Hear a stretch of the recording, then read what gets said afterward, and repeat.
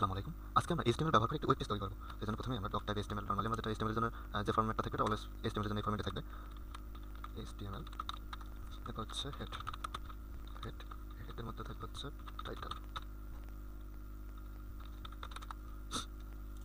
হেডের নিচে আমরা এখানে রাখবো বডি। এটা হচ্ছে HTML এর একটা ফরম্যাট। এই ফরম্যাট সবসময় সব ক্ষেত্রে থাকবে। এখন আমরা এখানে index.html দেখতে পাচ্ছি। এটা হচ্ছে আমাদের হেডের টাইটেল বারে।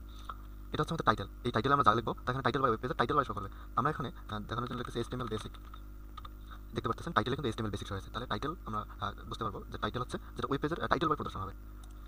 আমরা এখানে যা লিখবো তাই টাইটেলে শো হবে। এরপর হচ্ছে বডি হচ্ছে ওয়েব পেজে প্রদর্শন হবে। এই যে এটা হচ্ছে বডি অংশ। এখানে যদি আমরা লিখি বডিতে আমরা যা লিখবো web page, this is my first web page. দেখতে পাচ্ছেন this is my first web page. আমরা এটা বডিতে লিখেছি, এটা কিন্তু ওয়েব পেজে প্রদর্শন হচ্ছে। আমরা এখানে যা লিখবো তা ওয়েব পেজে প্রদর্শন হবে।